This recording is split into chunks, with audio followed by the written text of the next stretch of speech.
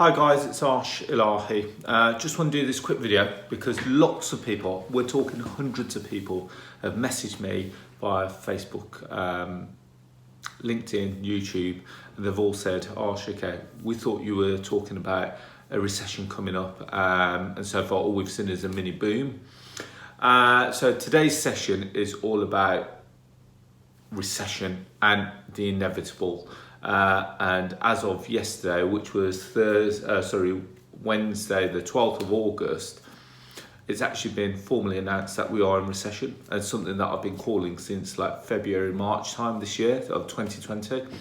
I'm not doing this to say that I was right. What I'm actually doing is showing you that today's session is all about what the recession brings. Before we do that, I want to say a quick hello. Hello to all new subscribers. Hopefully you're enjoying the channel. Hopefully you're enjoying all the content. And if you're completely new to it, please press the subscribe button below and feel free to watch all the other videos.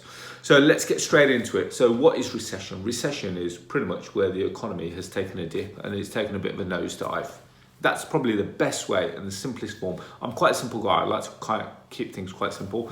Now, people say, Arsh, okay, we thought you said that the property prices were going to drop, but in some of my areas, or some of the areas that some of the people have been contacting me, they're saying that the price has actually gone up, and inevitably it will have. My reasons for it are very simple, is that we didn't, up until yesterday, actually know that we're going into recession formally. And the reason why I say that is because the government is still pumping money into the economy. It's still printing money. It's still pumping money into the economy. So as far as we're concerned, nothing has changed. Think about you and your lifestyle and what you've done. What have you actually changed recently? Okay, you've stopped going out a little bit. But in actual fact, the government is still putting money into the economy. They're still giving the SDLT, let's call it holiday or a break or whatever you want to call it just for today's session. They're giving us a break there. They've given lots of business owners the furlough scheme extended. They granted an extension of that. But now why have they done that? Why do you think the government have gone and said, you know what guys, we'll extend the furlough scheme? It's because they're worried, and that's the only answer. They're worried that the moment that they say to all employers, sorry guys, we can no longer keep funding your business, because in essence, that's what they're doing. They're funding the business. All employers are going to have a look at it and say, well, to be fair, at the moment, we haven't got the business to service the overhead, so therefore we're going to have to lay you off. We're going to have to lay you off. We're going to have to lay you off. So we're going to see massive redundancies. We're going to see a massive unemployment to the market, and the government know this. It's cheaper to keep them in furlough than it is to put them on benefits. So they looked at it from a scale point of view. Shall we support it this way, or shall we support it this way? If they're on benefits, they're going to have to get universal credit, which is housing benefit, council tax benefit, living benefits, etc. Whereas if they're furlough, they just pay the employer, and it's an easier, simpler system. So think about this logically. Either way, the government has to pay. It has to pay in benefits, or it has to pay in furlough scheme. Now, from as soon as they turn off the money tap, and I've called it a money tap because the government have given out the SDLT, they've given out the furlough scheme, they've given out the bounce back loans to try and help employers keep this wheel moving. But the reality is that the wheel will have to stop once the money tap is turned off. Now, when we talk about the money tap, let's have a look at all the other things that he's done. And some of these are great incentives. We can't knock the government for what they've done. They've done a phenomenal job. In a really tough and testing time, they've actually come up trumps. So let's look at the scheme that they brought about, bringing restaurants back into play. If you go out and eat Monday, Tuesday and Wednesday, they give you a 50% concession. Now, I've actually taken advantage of that as well. I've been out and I've ate and I've enjoyed a 50% concession off the bill. Now, that's been fantastic. Now, why has he done that? He wants us to get back out into the real world. He wants us to get back out, start spending money. Why do we need to start spending money? We need to start spending money so we can start supporting businesses. As a result of supporting the businesses, we're starting to grow the economy. Does that make sense?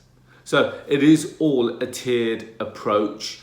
And you've got to understand the logic as to why he's done this. And it's, you know, it's great what he's done, but I don't think it's enough. You know, the economy, the world has taken such a shaking that it's going to take a while for it to bounce back.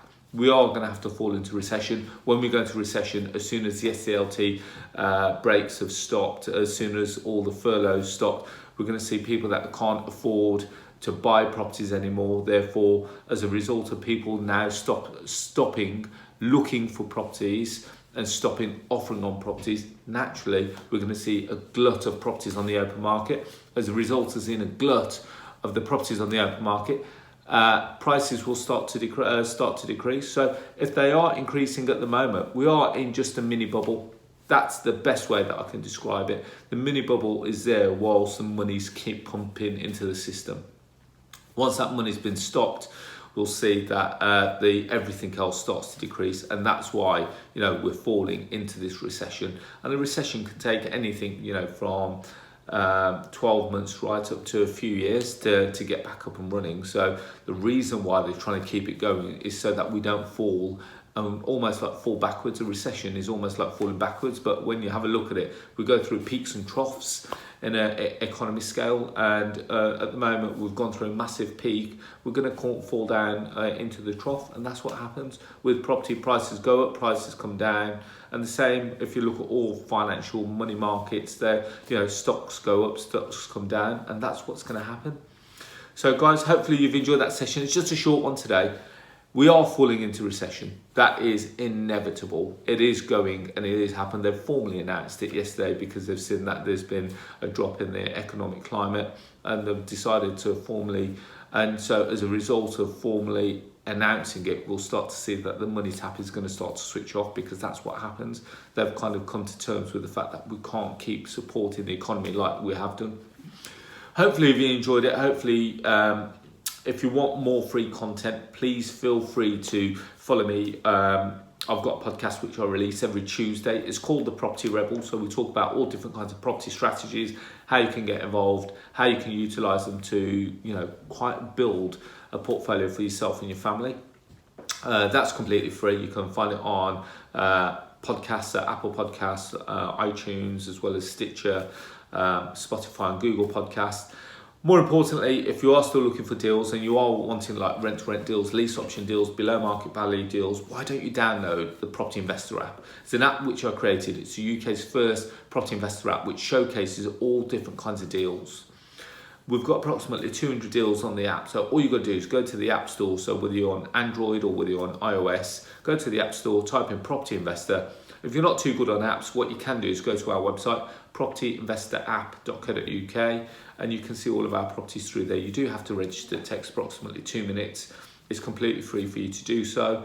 And as a result, you'll see a meridian of property deals all over the country. On that note, guys, wish you all to be safe. We have got some more testing times ahead. There is talk of a second spike, etc. You know, I say to you, just stay safe and be careful. And I'll speak to you all very soon. Thank you. Bye-bye.